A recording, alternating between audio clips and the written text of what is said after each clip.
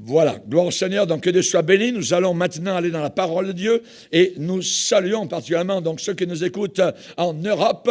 Amen, que Dieu les bénisse abondamment depuis la France, l'Espagne, depuis l'Italie, l'Angleterre, la Hollande et ailleurs dans l'Europe. Que Dieu les encourage. Nous allons ouvrir la parole de Dieu ce matin dans l'évangile de Marc, chapitre 3. Évangile de Marc, chapitre 3, et nous allons lire particulièrement donc un verset ou deux.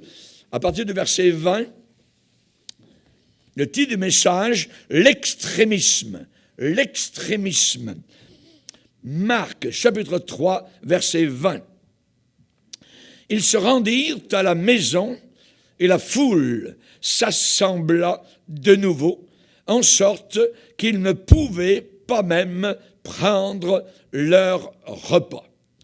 Les parents de Jésus, ayant appris ce qui se passait, vinrent pour se saisir de lui, car il disait, il est hors de sens. Et les scribes, qui étaient descendus de Jérusalem, dirent, il est possédé de Belzébul.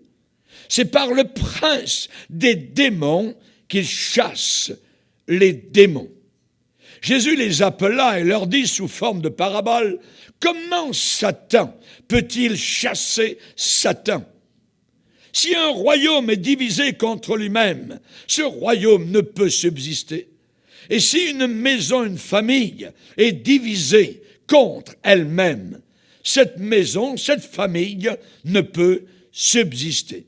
Si donc Satan se révolte contre lui-même, il est divisé et il ne peut subsister. Mais c'en est fait de lui. Personne ne peut entrer dans la maison d'un homme fort et piller ses biens sans avoir auparavant lié cet homme fort. Alors, il pillera sa maison. Amen. Seigneur, nous te bénissons pour ta sagesse.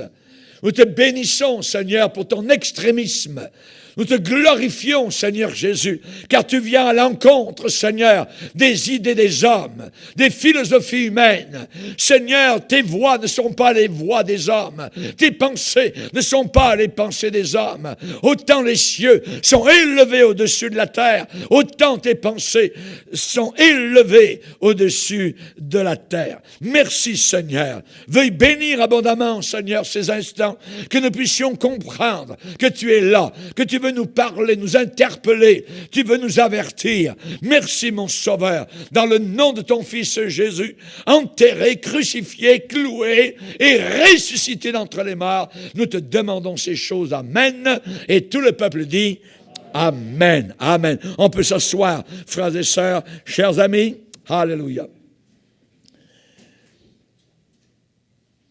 Les parents de Jésus, la parenté, ayant appris ce qui se passait, ont fait un voyage depuis Nazareth jusqu'à Capernaum avec un seul but, se saisir de lui, parce qu'il disait, il est hors de sens.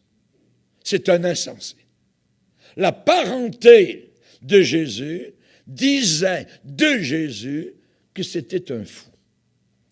Ne l'écoutez pas.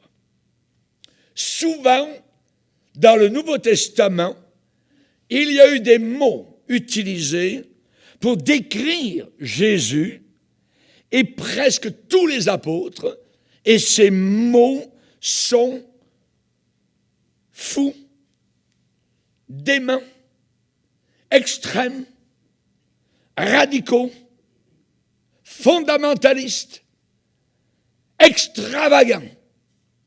Ce sont les mots qui ont été utilisés par rapport à Jésus et à ceux qui l'ont suivi avec loyauté.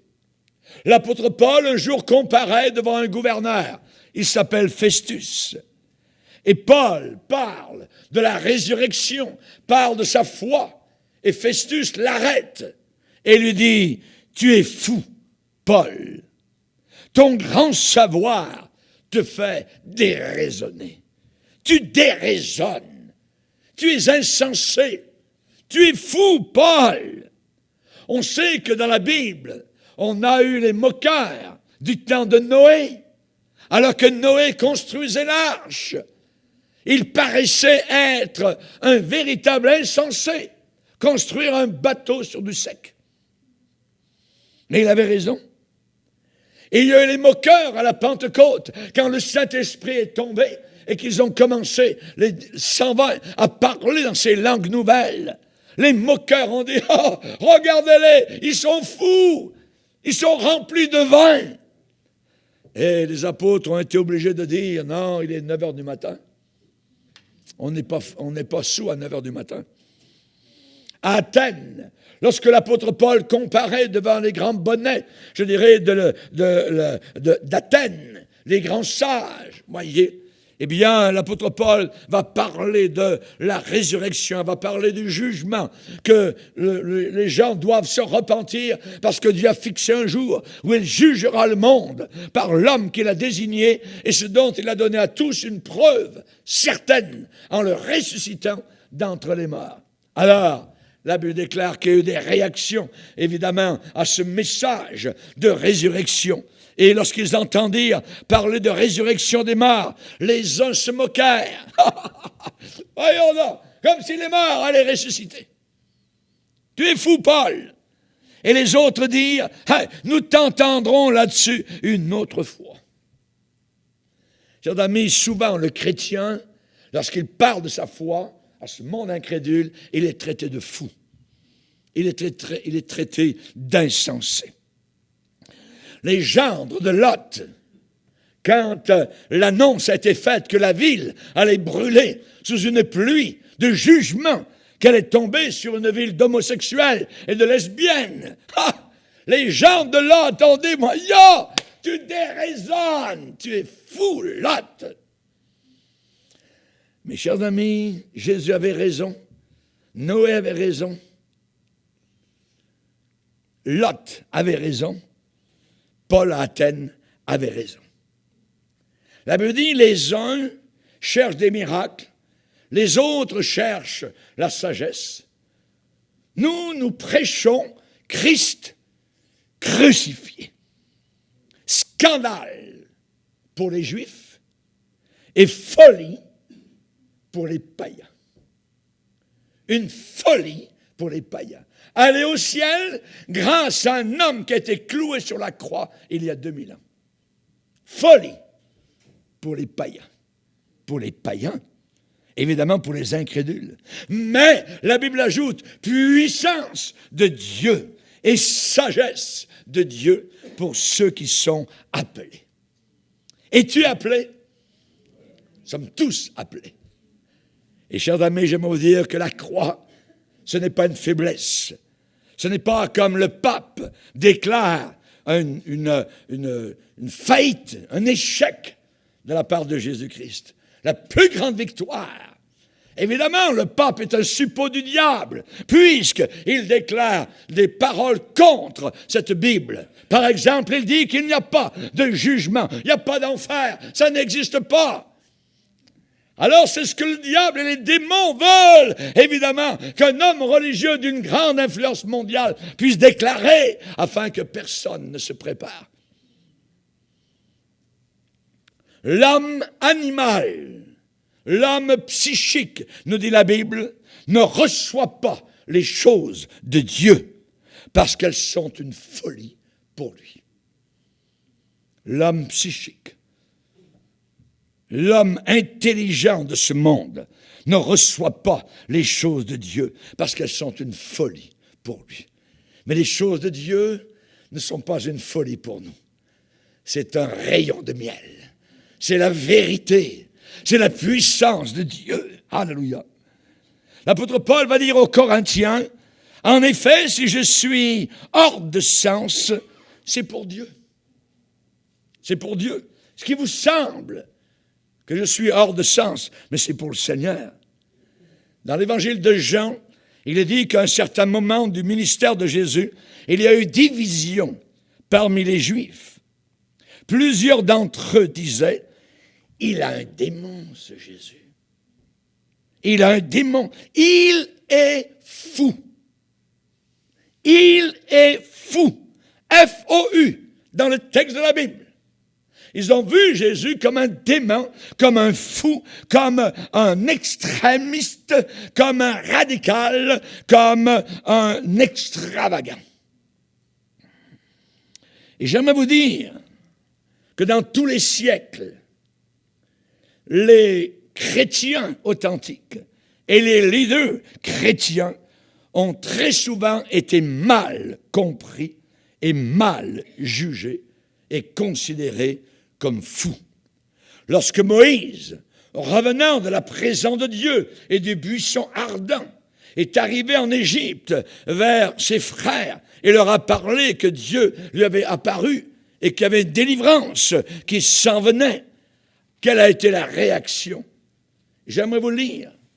Les commissaires des enfants d'Israël virent qu'on les rendait malheureux en disant « Vous ne retrancherez rien de vos briques. Chaque jour, la tâche du jour. » En sortant de chez Pharaon, Moïse et son frère ils rencontrèrent Moïse et Aaron qui les attendaient. C'est les Israélites. Vous voyez Moïse et Aaron qui sortent du palais royal de Pharaon. Ils les attendaient. Ils leur dirent que l'Éternel vous regarde et qu'il vous juge. Vous nous avez rendus odieux à Pharaon et à ses serviteurs. Vous avez mis une épée dans leurs mains pour nous faire périr. Ça veut dire que ce n'est pas Dieu qui vous a envoyé. Donc, Moïse et Aaron, son frère, ont été très mal compris de la part des Israélites esclaves en Égypte. Il y a un chant que nous chantons dans l'Église où il dit que le chrétien, lorsqu'il marche avec Dieu, qu'il s'engage dans le Seigneur, il faut qu'il s'attende à être mal jugé. Pas bien jugé, mais mal jugé. Considéré parfois comme insensé ou comme fou. Quand nous ne comprenons pas une certaine attitude sans raison apparente, sans motif justifiable, alors il est facile de dire « ces gens sont fous ». C'est de la pure folie. Quand la conduite de quelqu'un semble être sauvagement extravagante et totalement absurde, c'est très facile de dire « cette femme est folle ». Regardez, c'est de la pure folie. C'est une accusation très facile. Mais Jésus a reçu cette accusation sur lui-même. Sa propre parenté ont fait le voyage, sont descendus, ils ont appris les nouvelles là-bas à Nazareth. Ça n'a aucun sens. Ce que Jésus est en train de faire, il bouleverse le monde ecclésiastique. Il va à l'encontre de tout ce que nous avons cru, ainsi de suite. Il bouleverse tout. Il faut aller ramener à la maison. Ramenez-le à la maison. Il est insensé. Il est insensé. Il est hors de sens. L'accusation est facile. Quand on fait cela, on se débarrasse de la responsabilité d'essayer de comprendre ou de faire face aux réalités de la vie. Ça nous donne une sorte de satisfaction, d'autosuffisance, et ça enlève le fait de s'examiner soi-même. Je vais vous donner quelques exemples. Tout d'abord, le premier, celui que nous avons lu, les propres amis et la parenté de Jésus. Donc, les parents de Jésus, c'est très proche. Ces gens-là n'arrivaient pas à comprendre. Il a perdu la raison. Il est hors de sens. Il est irréfléchi. Il parle à la légère. La parenté à Nazareth avait entendu ces propos alarmants pour eux, perplexes. Et dans un effort pour essayer de le sauver, de sauver Jésus, des conséquences dangereuses de sa témérité, ils ont fait le voyage. Ils ont fait leur valise, il faut qu'on y aille. Il faut qu'on l'arrête, il faut qu'on le ramène à la maison. Il est en train de faire du brouhaha, tout ça, c'est terrible. Il faut le ramener, il est hors de sens. Il est hors de sens, c'est ce qu'ils ont dit. Donc, ils ont fait le voyage de Nazareth à Capernaum pour le ramener doucement à la maison et le ramener à la raison. Imaginez. Pourquoi? Eh bien, Jésus s'était moqué. Moqué de quoi? De qui? De l'autorité religieuse. Il s'était moqué du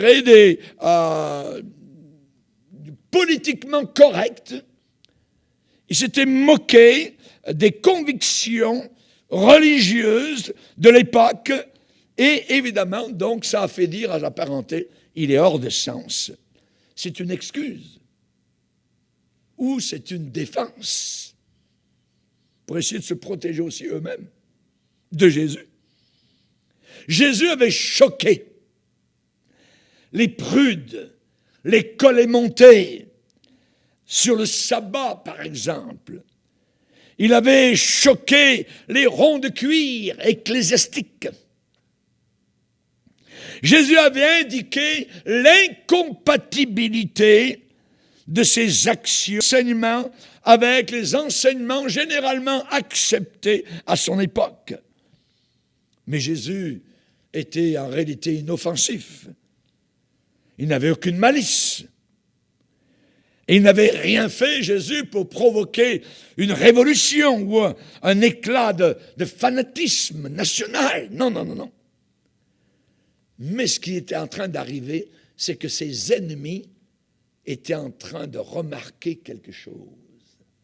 Ses ennemis n'étaient pas sans voir sa popularité en train de grandir.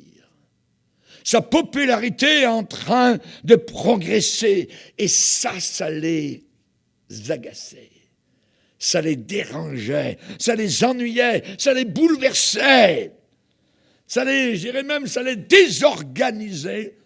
Ça les chagrinait profondément. Ils ne pouvaient pas nier l'évidence d'une puissance en lui qui était au-delà de leur compréhension. Les malades guéris, les paralytiques qui marchaient, les démons qui étaient chassés. Imaginez. Ce monde religieux n'arrivait pas à comprendre, à saisir, à absorber ce qui était en train d'arriver. Alors ils ont dit, il a un démon, il est fou. Pourquoi l'écoutez-vous? Il fait ses miracles par Satan. Ils ont essayé d'expliquer sa puissance en insinuant que cela était dû à une possession démoniaque. Dire que Jésus était possédé par le démon. Et on a lu la réponse, évidemment, de Jésus tout à l'heure. Jésus a amené la division. Quand quelqu'un vient au Seigneur, et quand soudain il est sauvé, Jésus a dit, je ne suis pas venu apporter la paix, mais l'épée, la division. Car dans une famille, eh bien maintenant, il y aura une division entre, évidemment, ceux qui croient et ceux qui ne croient pas. Quand vous aviez auparavant un drogué, quand vous aviez un alcoolique et que maintenant la personne est sobre, maintenant la personne n'a plus besoin, je dirais, de drogue ou quoi que ce soit, et qu'il commence à parler merveilleusement comment Jésus l'a libéré, oh, cela devient suspect. Cela devient très suspect. Et certaines familles ont dit parfois à certains enfants drogués, nous aimions mieux auparavant quand tu étais dans la drogue que d'être avec maintenant cette nouvelle religion. Jésus a dit, je suis venu mettre la division dans une famille. Vous relirez Matthieu chapitre 10. Rappelez-vous l'homme de Dieu qui a pris l'enfant Jésus bébé dans ses bras, dans les cours du temple à Jérusalem. Qu'est-ce qu'il a dit? Cet enfant va amener la contradiction. La contradiction. Jésus amène la contradiction.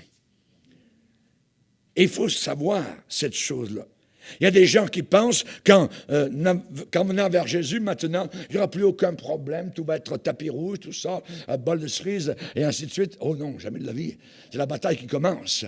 On vous a revêtu d'une armure, avec un casque, avec une épée, avec une cuirasse, tout ça, vous êtes sur la bataille, vous êtes sur le tranchant du combat. Regardez l'Église chrétienne dans son enfance. Ces chrétiens priaient ardemment à Jérusalem, dans une grande maison. Ils priaient pour leur pasteur, qui venait d'être arrêté et qui, supposément, puisqu'il y avait eu un autre pasteur qui avait été tué, Jacques, on s'attendait que Pierre soit le prochain sur le couloir de la mort. Alors l'Église s'était mise à prier. Et il prie avec ferveur pour l'apôtre Pierre qui était en prison.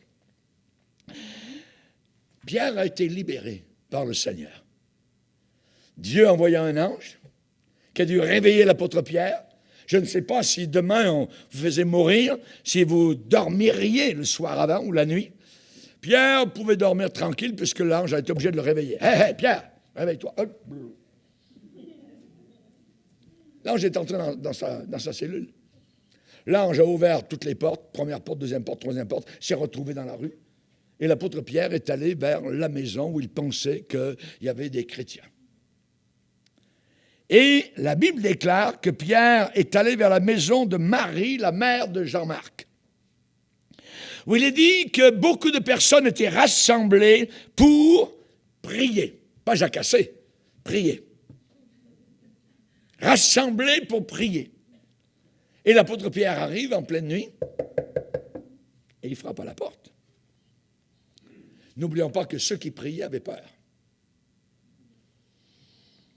Il y a une servante qui sort du groupe alors que les autres continuent à prier et qui s'en va pour ouvrir le Judas pour voir par le trou de la porte qui est à la porte. La jeune chrétienne s'appelle Rhode. Et elle regarde. Et qui voit-elle? Pierre! Pierre est là! Pour qui prie-t-il à l'intérieur? Pour lui. Leur prière vient d'être répondue. Pierre est à la porte. Rhode n'ouvre pas. Elle est tellement bouleversée. Elle n'ouvre pas la porte de Pierre. Et Pierre reste là, pantelant à la porte. Et elle retourne à l'intérieur en disant « Hé, arrêtez de prier. Pierre vient d'arriver, il est à la porte. Hey, tu es folle. Tu es folle. C'est ça que la Bible dit. Ils ont dit que Rhode était folle. Voyez, chers amis, les nouvelles étaient trop bonnes pour les croire. Rhode, tu as trop travaillé.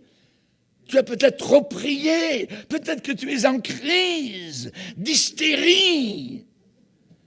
Peut-être que tu as prié pour Pierre, tu l'as vu comme devant toi, et tu as prié pour lui pour qu'il sorte de prison, puis là tu viens nous dire qu'il est devant la porte. Tu es folle! Tu es insensé, tu es une extrémiste.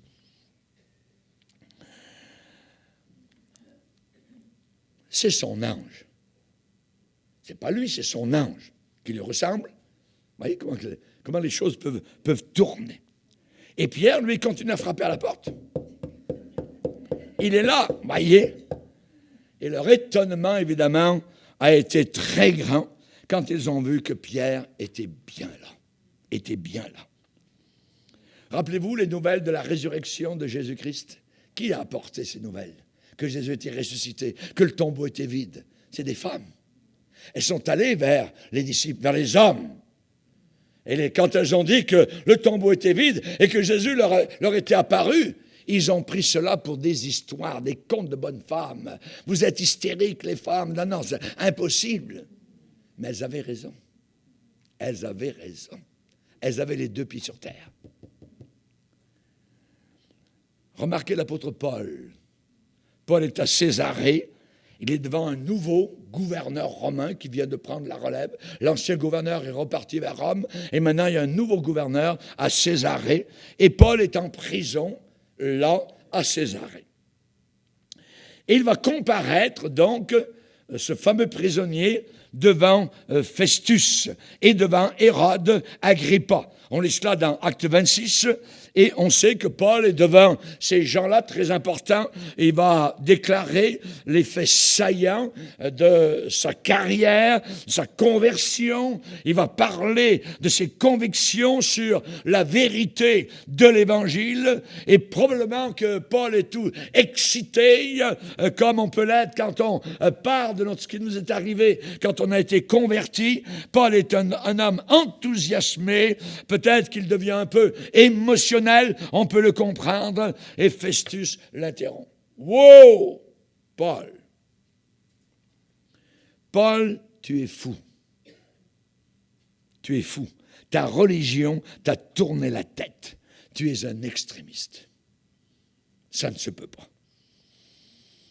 Festus ne voulait pas faire face aux réalités de la vie présente et de la vie à venir. Et Paul était en train de le darder, de lui dire vraiment les choses vraies. Les arguments que Paul présentait étaient au-delà de lui et ne pouvaient pas accepter une foi aussi grande. Ton grand savoir te fait déraisonner.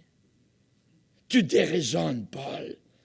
Les morts ressuscitent, le ciel.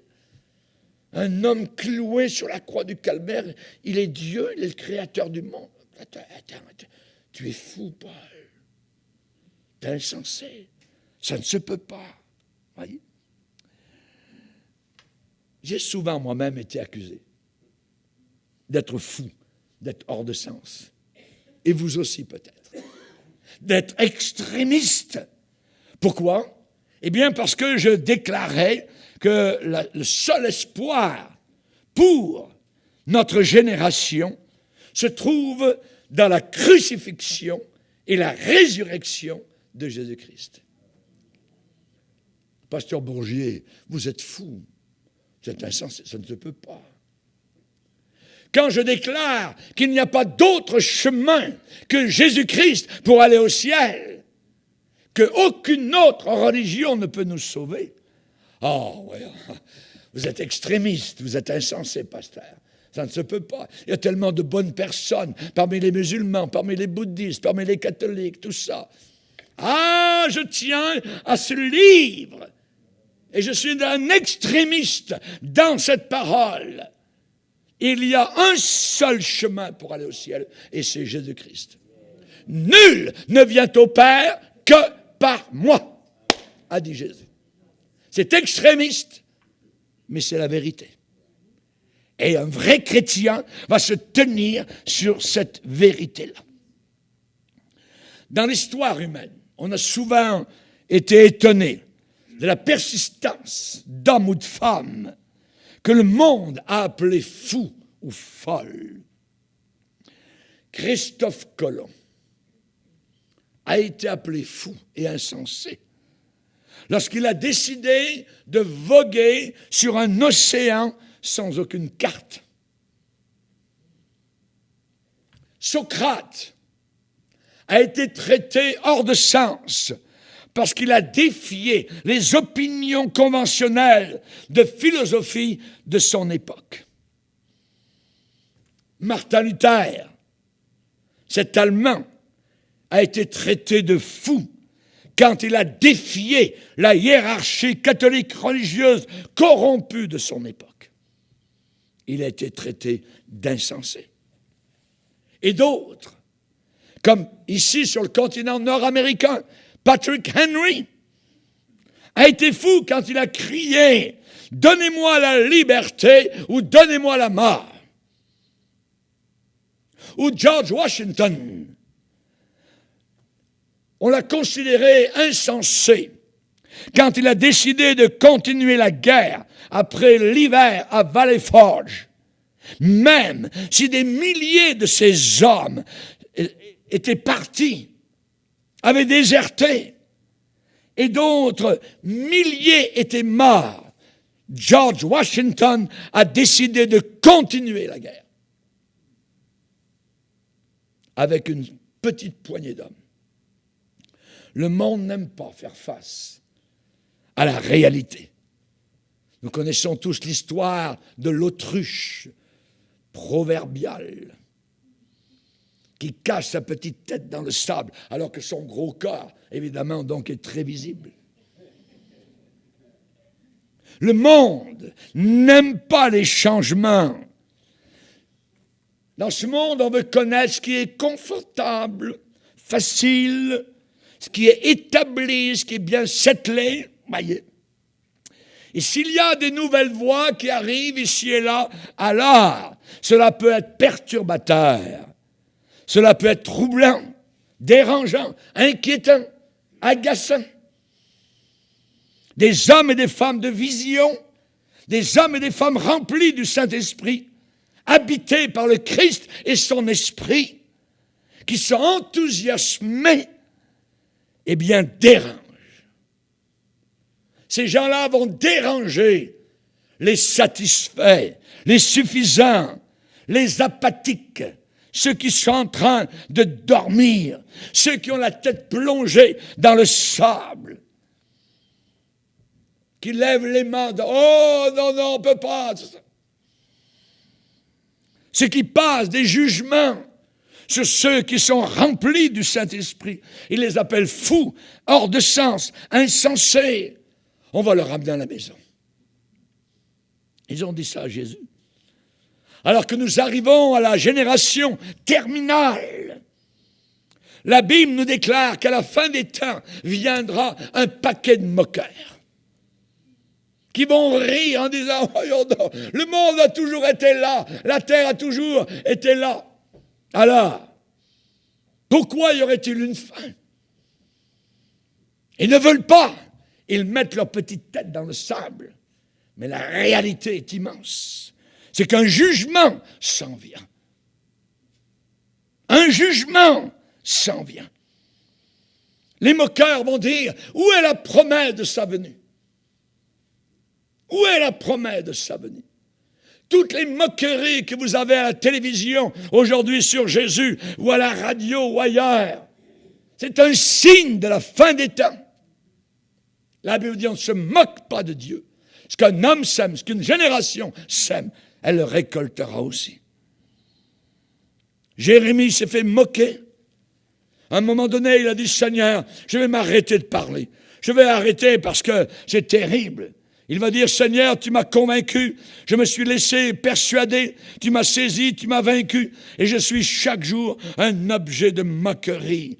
Tout le monde se moque de moi.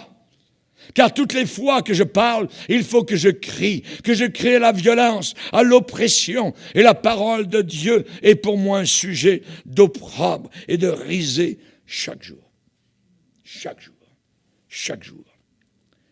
Frères et sœurs, alors que nous sommes la génération terminale, nous avons besoin de nous armer, de savoir que les moqueurs seront là, que les moqueurs vont rire de vos convictions, vont rire du ciel, vont se moquer de l'enfer, du jugement qui s'en vient. Et il n'y a pas de purgatoire.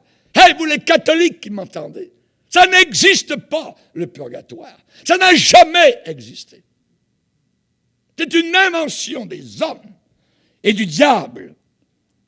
Alors il faut se préparer à rencontrer Dieu. Il faut se préparer à se repentir ou alors à aller en enfer, dans les flammes éternelles. Je souffre cruellement dans cette flamme, va dire un homme qui menait joyeuse et brillante vie sur la terre. On lui a dit de se souvenir, de se rappeler. Si vous allez en enfer, vous allez vous rappeler de chaque mot qui sort de ce micro. Donnez votre vie à Jésus aujourd'hui. C'est très étrange que le monde accepte l'enthousiasme dans tous les domaines, sauf dans le domaine chrétien. Vous pouvez être enthousiasmé pour n'importe quoi. Le monde apprécie, le monde comprend l'émotion, le monde comprend l'enthousiasme, jusqu'à ce que ça devienne une ferveur chrétienne. Et là, oh non! Là, il faut rester à moitié mort. Là, il faut rester tranquille dans tes petits souliers. Chers amis, je me rappelle un jour, j'étais en train de prêcher à Paris, et j'étais dans un hôtel au nord de Paris, et les fenêtres étaient ouvertes, et j'étais à peu près, je dirais, 2 kilomètres du Stade de France, le grand stade à Paris. Et j'entendais à 2 kilomètres le monde à l'intérieur du stade en train de crier parce qu'une boule, un ballon était en train d'entrer dans des buts ou quoi que ce soit, où les gens étaient en train de... Mais se lever pour le Seigneur et louanger et adorer de vive voix le Seigneur. Non, non, non, non, non, non. Dans le monde, vous pouvez être aussi fou que vous voulez, pour des séries mondiales, pour le hockey, voyez. Vous pouvez aller, je dirais, au Colisée de Québec, vous pouvez aller au Stade olympique à Montréal et crier jusqu'à ce que votre voix soit cassée littéralement, et tout le monde va trouver ça normal. C'est normal. Vous pouvez être aussi fou et folle que vous voulez pour l'argent, pour le plaisir, pour les voyages, pour le n'importe quoi. C'est normal. Pour le rock, c'est normal. Mais si vous êtes enthousiasmé pour vos convictions morales et pour celui qui n'est plus sur la croix, mais qui est ressuscité et devant lequel tout genou un jour va fléchir, ah là, vous n'êtes plus selon les normes. Si vous vous abandonnez glorieusement à Jésus-Christ en vous consacrant à lui, vous êtes fous. Vous êtes insensés. Votre parenté peut-être ne vous comprendra pas. Vos amis, vos voisins. Oh, tu es allé trop loin dans la religion.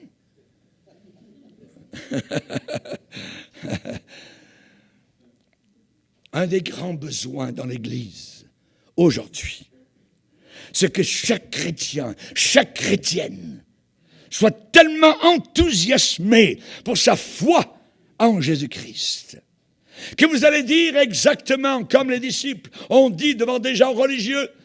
Les gens religieux ont dit, Jésus, on n'aime pas bien ce nom-là. Nous ne voulons pas que vous parliez au nom de Jésus. Nous interdisons de parler au nom de Jésus. Qu'est-ce qu'ils ont répondu? Oui, c'est OK. Non, non, non, non. Ils ont répondu, nous ne pouvons pas ne pas parler au nom du Seigneur Jésus-Christ. Impossible de se tenir quoi? Impossible de se la fermer. Nous ne pouvons pas être muets devant ce que nous avons vu, entendu, reconnu, de ce que nous savons sur les gloires éternelles et les puissances du 22e siècle, là-haut dans la gloire éternelle. Impossible. Nous ne pouvons pas ne pas parler. Dieu a dit à Ézéchiel, j'ai allumé en toi un feu que personne ne pourra éteindre. Est-ce que ce feu est éteint dans ton cœur, dans ta vie? Il faut que ce feu soit rallumé. Et s'il n'a jamais été allumé, que le Saint-Esprit l'allume en toi. Connaissez-vous le français? Enthousiasmé. Enthousiasme, c'est le nom. Ça vient de 2 mots grecs. En, qui veut dire en, dans. Et enthousiasmé, ça vient de théos, en grec, qui a fait théologie, voyez. Ça veut dire, enthousiasmé, ça veut dire être en Dieu. En Dieu. Si vous êtes en Christ, si vous êtes en Dieu, vous allez être enthousiasmé. Ce salut est merveilleux. Vous n'avez rien payé. Il a tout payé à la croix du Calvaire. Il a tout effacé. Il vous a donné son Saint-Esprit. Il vous a donné sa gloire. Vous êtes héritier maintenant. Le sang de Christ vous a lavé. C'est la plus belle nouvelle que le monde a besoin d'entendre. Alléluia. C'est gratuit pour aller au ciel. Et on va se la fermer? Jamais. L'apôtre Pierre ne voulait pas se la fermer. Alors ils l'ont pris, ils l'ont mis en prison. Mais l'ange a ouvert la prison. Et qu'est-ce que l'ange a dit? Tu vas aller parler au nom de Jésus, en public. Alléluia. Merci Seigneur. Un des plus grands besoins aujourd'hui, c'est d'hommes et de femmes enthousiasmés pour le Seigneur Jésus-Christ. Es-tu vraiment sauvé? Si tu es sauvé, ça brûle dans ton cœur. Il y a quelque chose qui est là, qui bout à l'intérieur. On devient ambassadeur pour le Seigneur Jésus-Christ, avec une folie splendide, avec un abandon joyeux entre les mains de Jésus. On est tellement imbibé, on est tellement rempli de Jésus, d'une sainte ferveur, amen, que rien ne peut arriver à éteindre ce feu. Rien.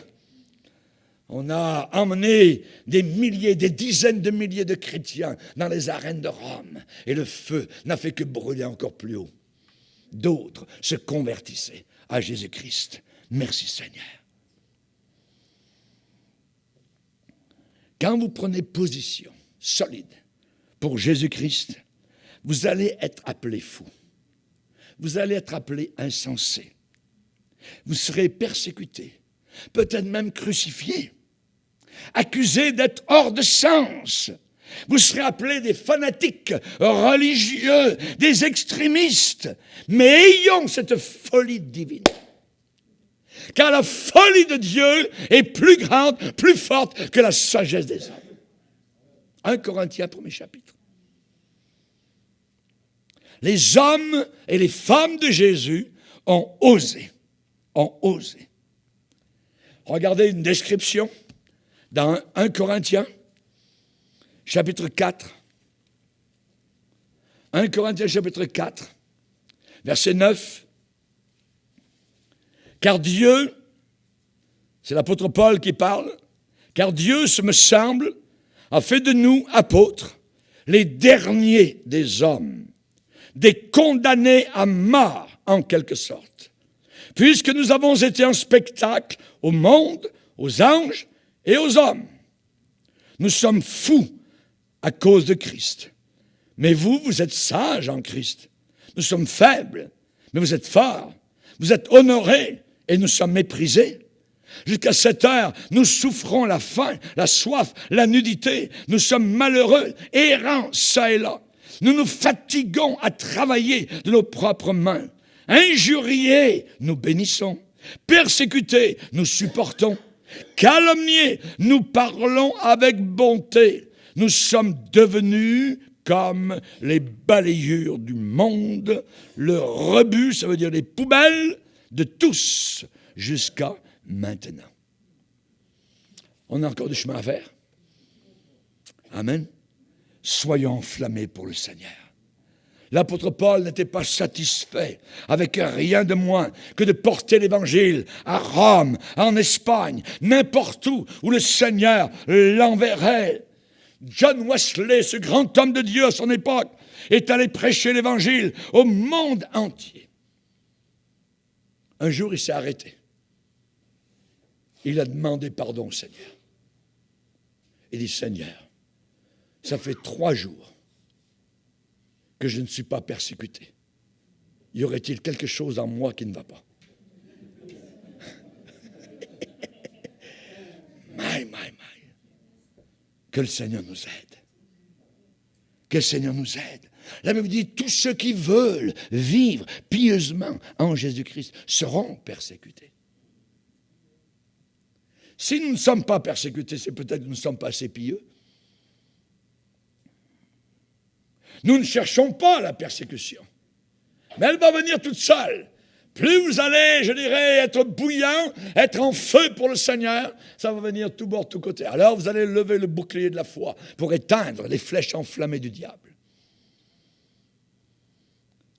Ces hommes-là ont porté les vérités enflammées de l'Évangile de long en large, sans réfléchir aux dangers, aux périls, aux persécutions, aux reproches, aux moqueries. Non, non, non, non. Ils ont surmonté chaque obstacle. Ils ont vaincu les difficultés. Ils ont supporté la persécution. Paul pouvait dire, je ne fais aucun cas de ma vie, pourvu que j'achève ma course avec joie. Et le ministère que j'ai reçu de la part du Seigneur. Dans Apocalypse 12, il est dit, ils n'ont pas aimé leur vie jusqu'à avoir peur de la mort. Ils n'ont pas aimé leur vie jusqu'à craindre la mort. Amen. Nous aimons trop nos vies. Ça a été leur folie. La folie de faire de grandes choses pour Dieu. Aujourd'hui, les chrétiens sont sophistiqués, sont respectables et ne peuvent pas être appelés fous ou folles dans notre génération. Nous n'avons plus ce genre de consécration. Notre vision est trop limitée. Nos objectifs sont trop petits.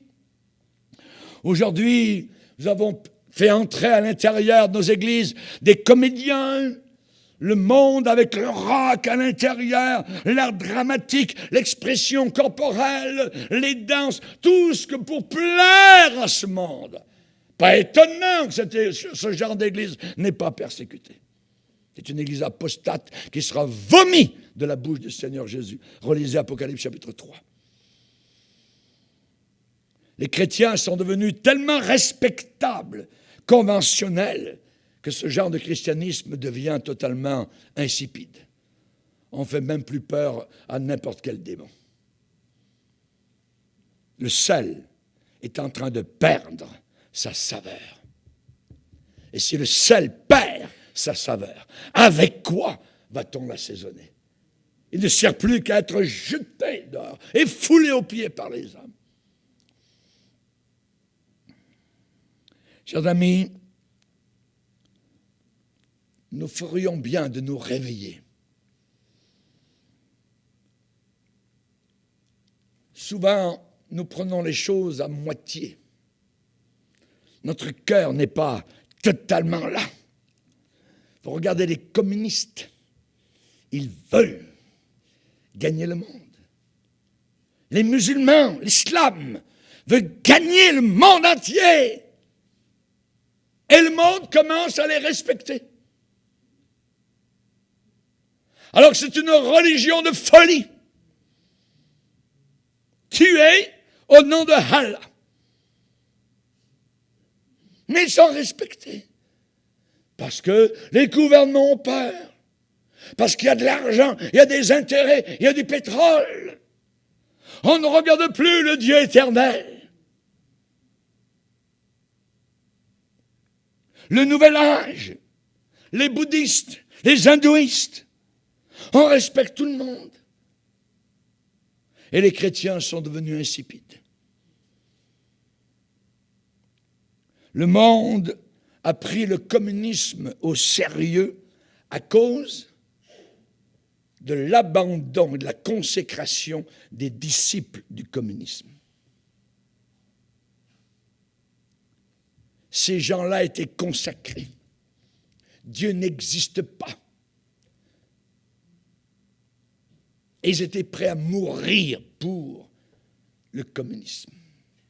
Sommes-nous prêts à mourir pour le christianisme? Le monde nous trouve-t-il assez dangereux pour nous appeler fous, hors de sens? Dans ces jours où le matérialisme et le mal est en train de balayer le monde, est-ce que le monde nous trouve assez dangereux pour nous considérer comme étant hors de sens? La philosophie d'aujourd'hui, généralement, c'est « qu'est-ce que ça peut m'apporter? Je viens à l'église pour réussir mes examens. Je viens à l'église pour trouver une femme ou un homme, ou pour avoir mes papiers, mes passeports, ainsi de suite. Si je dis au gouvernement que j'ai été baptisé dans telle église, oh là ils vont commencer à plier devant moi. Foutaise. Aujourd'hui, qu'est-ce que ça peut m'apporter? On ne dit plus comme eux, qu'est-ce que je peux donner? Puis-je donner ma vie? Et si ma tête est coupée un jour, eh bien mon âme montera vers Jésus. Le monde passe et sa convoitise aussi. Et celui qui fait la volonté de Dieu demeure éternellement. Celui qui cherchera, dit Jésus, à garder sa vie pour lui-même, la perdra. Mais celui qui la perdra pour moi, la retrouvera pour l'éternité. Alléluia. Les choses que le matérialisme offre ne pourront jamais satisfaire nos désirs intérieurs. Le matérialisme ne peut pas nous sauver. Certains disent l'éducation, il faut éduquer le monde. J'entendais une grande dirigeante à la réunion de Davos en Suisse, où la personne disait, il faut absolument, notre seul moyen pour libérer notre génération, c'est l'éducation. Ayons un environnement le meilleur et vraiment ça va fonctionner. Adam et Ève étaient dans le plus bel environnement jamais vu ici-bas sur cette terre. Un paradis terrestre. L'environnement était total. Et Satan est venu et ça a été la chute. Ceux qui veulent se tenir debout, ceux qui veulent être assez courageux pour s'impliquer, s'inculquer, ceux qui sacrifient leur temps, leur talent, leur position sociale, des postes lucratifs pour servir le roi des rois, alors, selon l'estimation du monde, ces gens-là seront hors de sens. Je me rappelle le patron de l'hôtel où j'étais intendant, après j'ai quitté la marine, j'ai travaillé comme intendant dans un très grand hôtel touristique qui aujourd'hui est le plus grand de toute la Nouvelle-Calédonie. Et quand j'ai dit que je partais pour aller étudier ce livre, il m'a dit, mais qu'est-ce que vous voulez faire? Je vais augmenter votre salaire, c'est cela que vous avez besoin. Et j'avais une veste et j'ai tourné ma veste. J'ai dit à cause de ça. Et sur la veste, il était écrit, en gros, tout le dos, Jésus-Christ est le même, hier, aujourd'hui, éternellement. À cause de lui. Ah, vous voulez faire curer? J'ai dit non, non, non, non. Non, non, non. À cause de Jésus. Et je ne regrette pas un seul instant. Ça fait 50 ans, ce moment charnière. Il y a des vies qui sont sur des moments charnières. Et vous avez besoin de prendre les bonnes décisions. Jim Elliot, ce missionnaire qui a été tué en Équateur par les Aucas, avant d'être tué, il a reçu une flèche empoisonnée et avec un autre missionnaire, ils sont morts.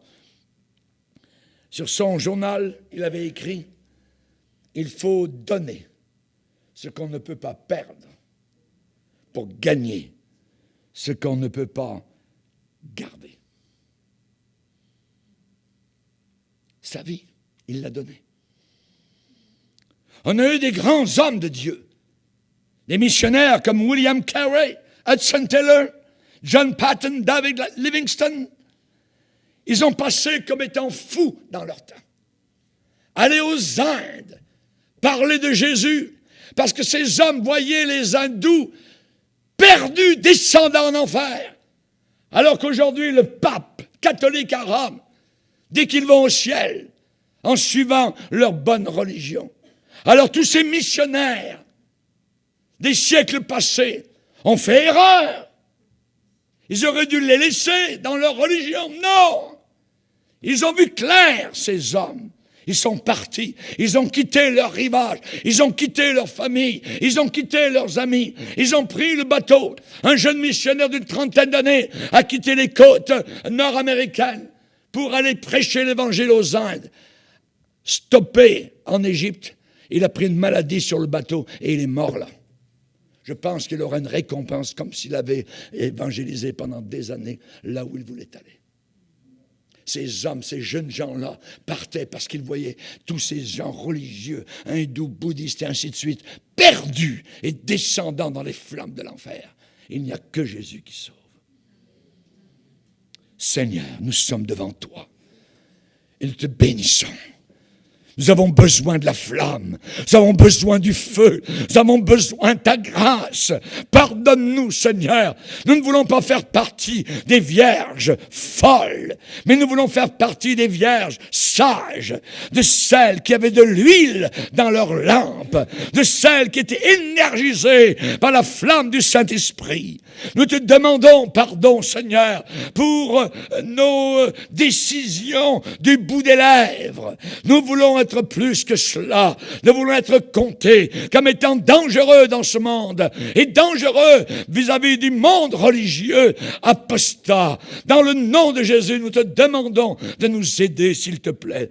Merci, Père, dans le nom de ton Fils, crucifié, ensanglanté, mort sur la croix, enterré dans un tombeau et ressuscité d'entre les morts. Et maintenant, nous le voyons couronné de gloire et d'honneur à cause de la mort qu'il a soufferte. Merci, Père. Merci, parce qu'un jour, tout genou fléchira devant ton Fils bien-aimé. Merci, Père. Au nom de Jésus. Amen. Et tout le peuple dit Amen. Levons-nous ensemble, frères et sœurs.